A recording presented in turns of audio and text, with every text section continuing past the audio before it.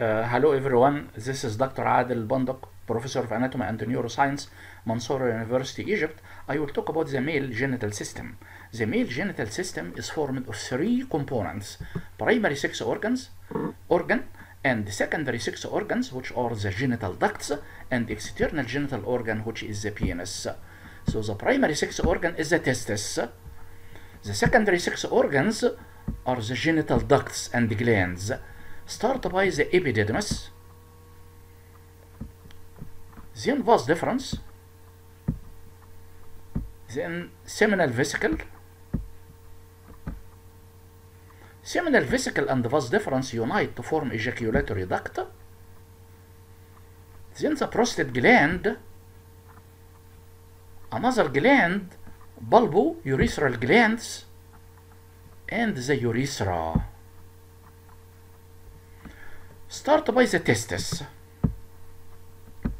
This is the testis. The testis.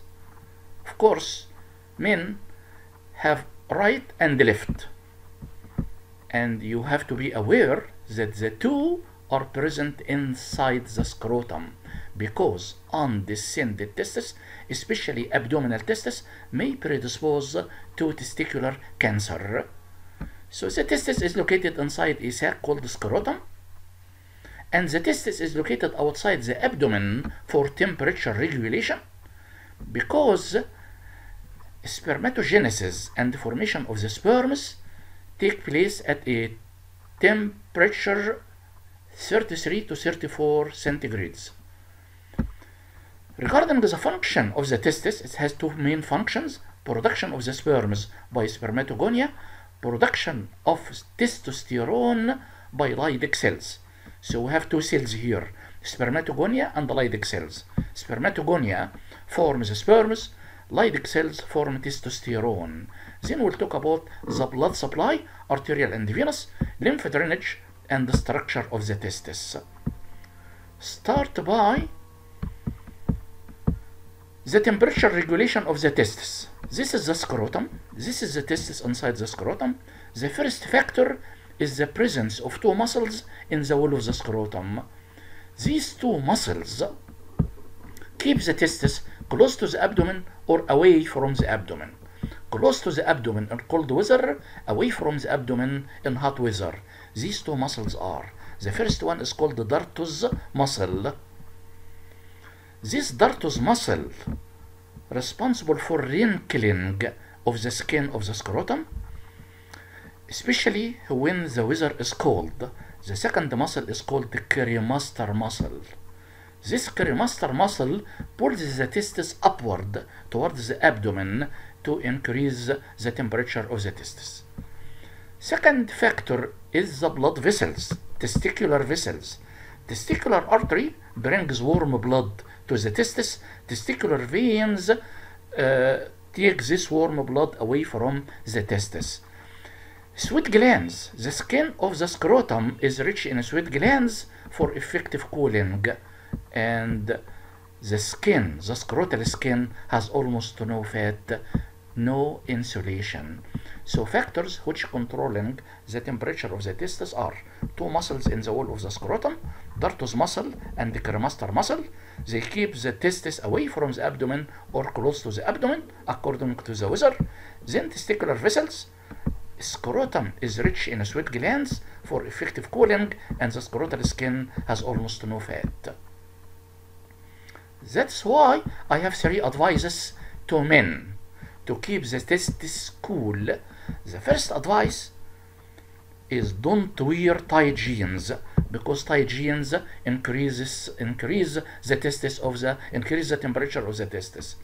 Second advice: don't put the laptop on your lap, because the heat coming from the laptop increases the temperature of the testis.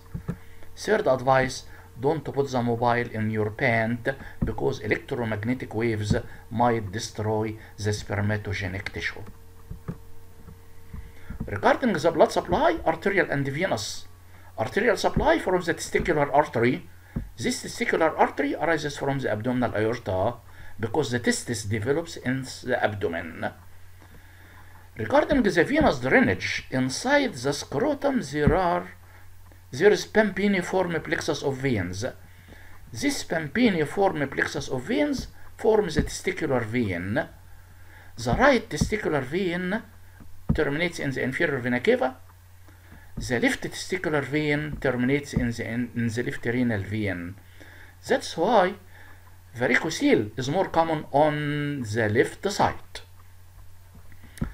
Dilatation of the pampiniform venous plexus, dilatation and the varicosity of the pampiniform venous plexus causes varicocele. So varicocele is varicose veins inside the scrotum, is dilated tortuous pampiniform plexus. The danger of the varicocele is that varicocele increases the temperature of the testis and it causes infertility.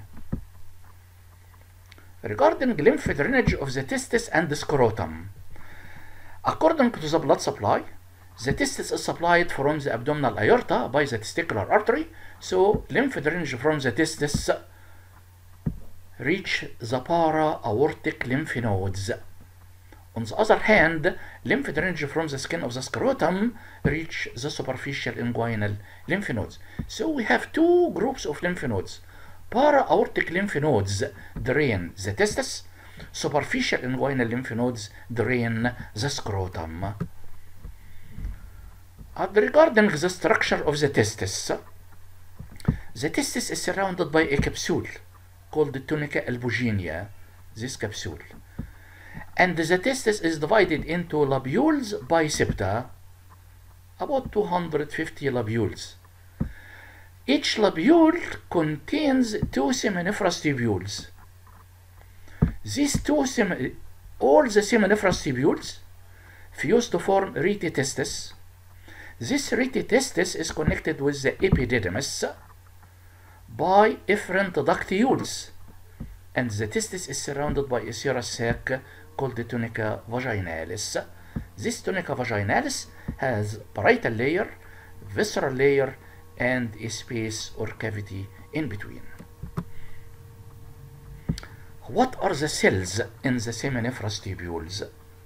Seminiferous tubules contains two cells, spermatogonia, and this spermatogonia for the production of the sperms, and the second one is Sertoli cells. These are supporting cells and give nutrition of the sperms. But if I ask you what are the cells in the testis contains three types of cells. Two in the seminiferous tubules, spermatogonia and Sertoli cells, and one in the interstitial tissue, which is Leydig cell. So the testis contains spermatogonia, Sertoli cells, and the Leydig cells. What are the functions of Sertoli cells? Sertoli cells have five main functions, or secrete five substances. The first one, secretion of testicular fluid. This testicular fluid to support and nourish the sperms.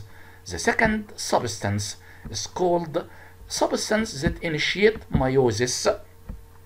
Substances that initiate spermatogenesis. Another one, androgen binding protein. This androgen binding protein concentrates testosterone around the developing spermatocytes. And hormone inhibin. Inhibin is secreted by Sertoli cells. This inhibin prevent overproduction of the sperms by inhibiting release of follicle stimulating hormone. And the last one is Mullerian inhibiting factor. This Mullerian inhibiting factor to inhibit development of Mullerian duct, or to inhibit development of the female genital duct. So what are the five substances secreted by Sertoli cells? Testicular fluid to support the sperms, substances to initiate meiosis, androgen binding protein to concentrate testosterone around the developing spermatocytes, hormone inhibin to inhibit the release of follicle stimulating hormone and to prevent overproduction of the sperms, and the Mullerian inhibiting factor. This Mullerian inhibiting factor to inhibit development of the Mullerian duct. So what is the hormonal control of the testis? We start from the pituitary gland. Luteinizing hormone stimulates Leydig cells to secrete testosterone. So this is the first one. Second one, from the pituitary, follicle stimulating hormone. Okay, let us talk about testosterone, which is coming from Leydig cells. Testosterone stimulates spermatogenesis. Another hormone coming from the pituitary is the follicle stimulating hormone. Follicle stimulating hormone initiates spermatogenesis, and it increases the production of the sperms by preventing degeneration of spermatogonia. So the other one must inhibit follicle stimulating hormone to inhibit overproduction of the sperms, or to prevent overproduction of the sperms, which is inhibin. So we have 4 hormones controlling the testes. Luteinizing hormone stimulates Leydig cells to secrete testosterone. This testosterone stimulates spermatogenesis. Another hormone from the pituitary, follicle stimulating hormone, initiates spermatogenesis and increases production of the sperms by preventing degeneration of the spermatogonia. And the hormone inhibin inhibits overproduction of the sperms by inhibiting the release of follicle stimulating hormone. According to sexual development of the testes, at puberty, testicular enlargement is the first physical sign. So the first physical sign of puberty is testicular enlargement. The seminiferous tubules before puberty remain uncanalized. So seminiferous tubules remain uncanalized till puberty, and the canalization occurs at puberty. So canalization of seminiferous tubules occurs at puberty. Regarding the epididymis, what should you know about the epididymis? What is the location, divisions, and the function? Location. This is the anterior border of the testis. It is located along the posterior border of the testis. It is divided into 3 parts. Head is the upper part, body is the middle part, and the tail is the lower part. And the tail of the epididymis continues as vas deferens. The epididymis has 3 functions. First one, store the sperms. Number 2, it is site of maturation of the sperms, secretion of seminal fluid. So there are some facts you should know. The first fact, sperms are produced in the testis, and the sperms are stored in the epididymis. For how long? Sperms are stored for 3 to 4 weeks, then die if ejaculation doesn't take place. Sperms are ejaculated by the contractions of vas deferens and ejaculatory duct. 300 to 500 million sperms are deposited in the vagina, but only 300 to 500 sperms reach the fertilization site. The other sperms die during the journey from the vagina to the fertilization site.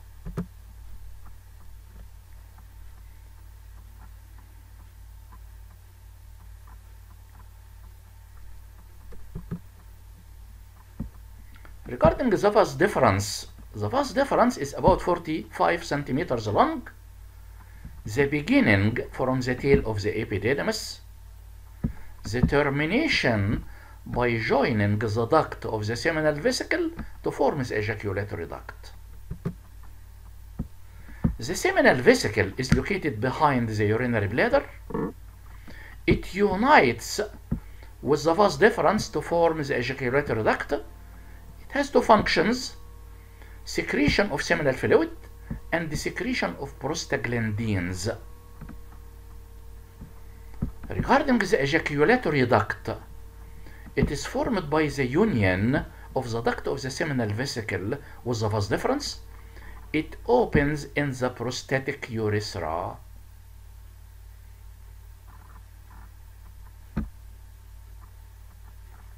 Regarding the prostate, I will talk about it in another video. The external genital organ, which is the penis, it is formed of three parts: root, body, and glands. The root is formed of two structures, bulb and two crura. The bulb continues as corpus spongiosum. Each crus continues as corpus cavernosum. So the body is composed of, or consists of, corpus spongiosum containing the urethra, and the corpora cavernosa, right and left, which is formed of cavernous tissue. And thank you very much. Good luck and best wishes.